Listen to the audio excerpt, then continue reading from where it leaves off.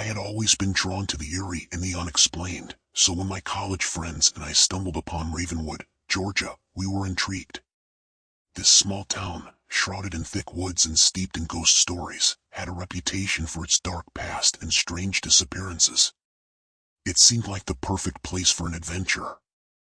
One chilly evening, just as the sun dipped below the horizon, we received a mysterious invitation.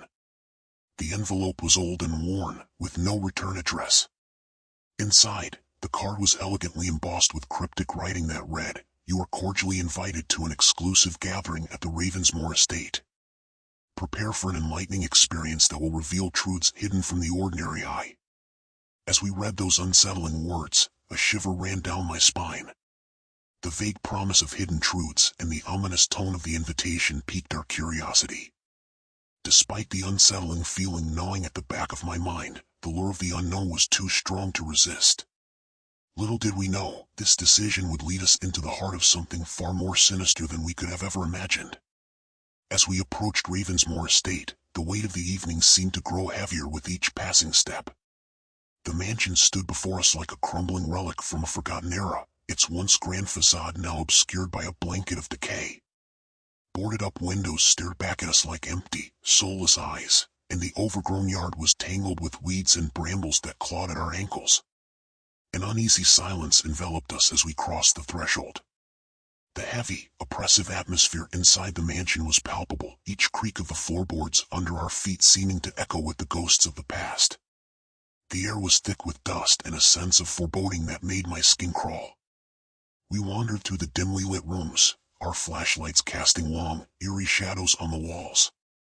The once ornate furnishings were now draped in layers of grime and cobwebs. As we delved deeper into the mansion, we stumbled upon a room filled with old, yellowed documents and strange artifacts.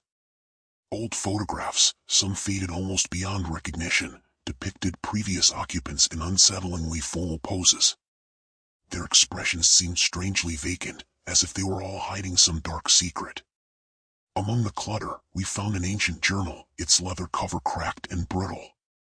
The entries were written in a hurried, frantic scrawl, detailing accounts of forbidden rituals and disturbing ceremonies. The more we read, the more we uncovered a history of people vanishing without a trace, their disappearances linked to these sinister practices. Each revelation was like a cold hand gripping my heart, pulling me deeper into a web of dread. The mansion's dark history was not just a tale of the past, it was a warning of the dangers that lay ahead, waiting for us in the shadows. The moment we entered the grand ballroom, the atmosphere shifted from uneasy anticipation to outright dread. The room was dimly lit by flickering candlelight, casting grotesque shadows on the walls. The other attendees were an unsettling sight, dressed in elaborate, old-fashioned costumes that seemed to be from a bygone era, their attire ranging from Victorian garb to ancient robes. Their movements were eerily synchronized, almost as if they were part of a grand, nightmarish ballet. Their behavior was hypnotic yet unnerving. They spoke in hushed tones, their voices weaving a haunting melody that seemed to echo through the room, heightening the sense of unease. There was an air of ominous anticipation that gripped me, making my heart pound with each passing minute. The longer we stayed, the more I felt like a spectator in a macabre play, where the script was written in fear and darkness. As the night wore on, the gathering took on a more sinister tone. A procession began, with the attendees forming a circle in the center of the ballroom. At first, I thought it was some elaborate performance, but as the ritual commenced, I realized the gravity of what was unfolding. The participants began chanting in a guttural, indecipherable language, their voices rising and falling in an unsettling cadence. They moved with deliberate, fluid motions, their hands weaving symbols in the air. The ritual seemed to pulse with a malevolent energy, the air growing thick and suffocating with each chant.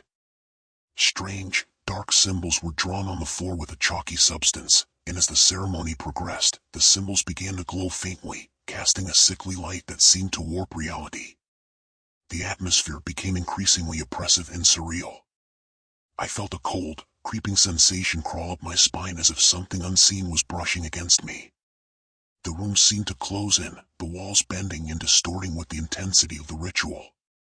The friends and I exchanged terrified glances, knowing that whatever was happening was far beyond our understanding, and perhaps far beyond our control. The gathering had taken a sinister turn.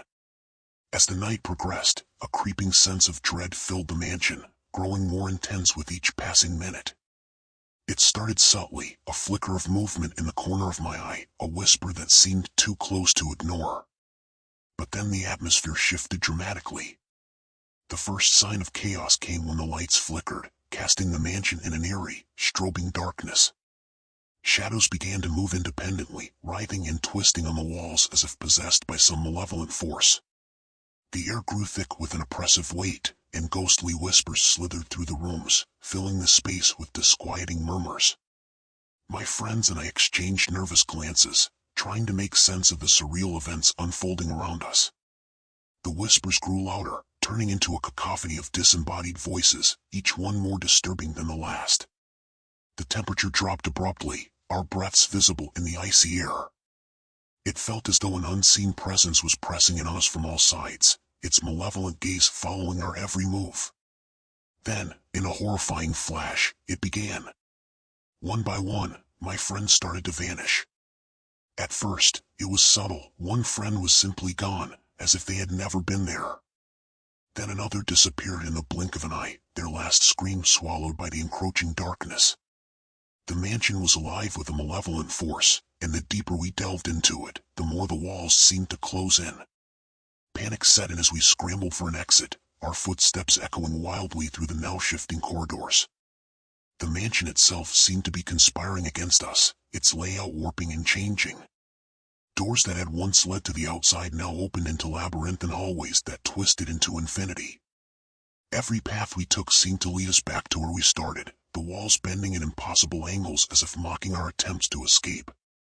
As we stumbled through the darkness, we encountered grotesque apparitions, twisted figures with hollow eyes that reached out from the shadows. Their expressions were frozen in eternal agony, their forms flickering like malfunctioning holograms. Each sight sent a fresh wave of terror through us, intensifying our desperation. The morning after that nightmare felt surreal.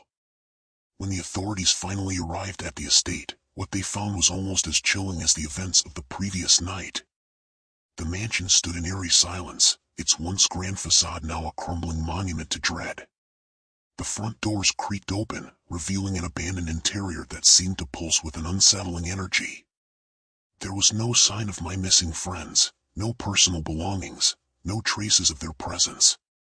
The only things left behind were fragments of the night's horrors, disturbing symbols etched into the floorboards, remnants of arcane rituals scattered in dark corners, and faded photographs hinting at the estate's dark history. Despite an extensive search, no concrete clues emerged about their whereabouts. It was as if they had vanished into thin air, swallowed by the very shadows that lurked within the mansion's walls. As days turned into weeks, the estate was slowly reclaimed by the encroaching woods.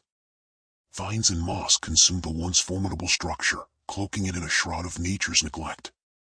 The mansion seemed to fade into obscurity, yet it was far from forgotten. Whispers of the night's events spread through town, a chilling reminder of the terror that had unfolded. For those few who had managed to escape the mansion that night, life would never be the same. The memories haunted their dreams, twisting into nightmares that never seemed to end. They were plagued by the feeling of being watched, a sensation of malevolent eyes tracking their every move. Even years later, those who dared to approach the estate reported an unnerving presence. Some spoke of an oppressive force that seemed to breathe with a life of its own, a dark and waiting entity that lurked just beyond the veil of reality. The mansion, now enveloped in thick forest and shadowed by its own legend, continued to cast a long, foreboding shadow over anyone who ventured too close. The few brave souls who crossed its threshold would feel the chilling reminder of that fateful night, a relentless sense of being watched, an unsettling whisper that seemed to echo from the very walls.